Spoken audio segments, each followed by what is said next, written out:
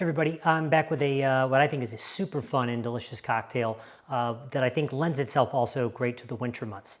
And this is going to hail in a way back to the original, one of the what's considered to be the proto cocktail, what came before, punch bowls.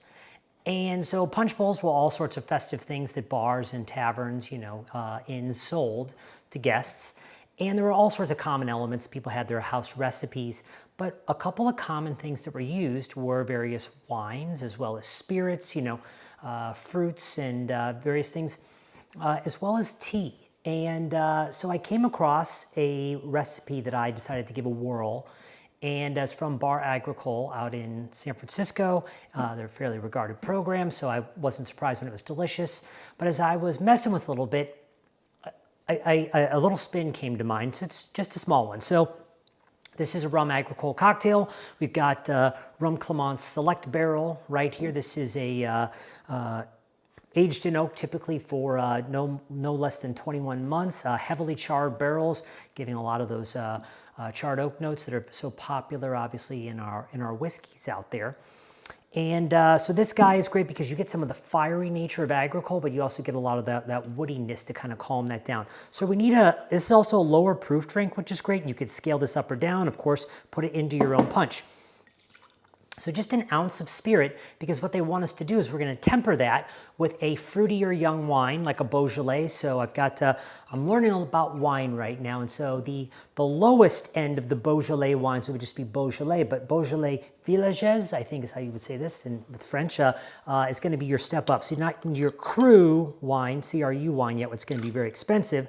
So 3/4 ounce of a nice young juicy wine. I need a 1/2 ounce of some lemon juice. And then they recommend, I'm sure for body as well, 1/4 ounce of kind of a rich syrup, if you will. And so I'll add that little 1/4 ounce right there. Now, what I found when I made this was it was delicious. The drink just felt a little thin to me. So that's when I remembered, oh yeah, we often had teas in there, and teas often impart body to things. So, in our liqueur line, Joseph Cartron, we have a Lapsang Souchong tea liqueur, and I find something as little as even 1/4 ounce, 1/4 or 1/2 ounce of this is really just going to help lengthen out the flavor on it. So let's go ahead and bring this guy to life right here. Since this is a lower proof drink, we're going to go ahead and only shake it for a short bit to avoid diluting it, and can sit it over some fresh ice. So drop this in here. Perfect.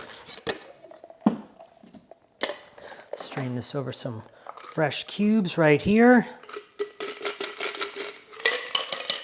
Let it continue to melt down. And so what is just, I find just incredibly wonderful about this, I think the wine makes the cocktail very accessible, and kind of like the 10%. You get a lot of these of the grape juice notes from this Beaujolais on the back end. So I get a little bit of the Agricole up front, that fiery heat. But the tea just really helps. It's really one of those things that's it's riding underneath the steam, but really helps just to lengthen all those flavors out. So in my opinion, just a wonderful cocktail. You can easily batch this as well around the holidays. So have fun messing around with this. It's really a delight. Cheers.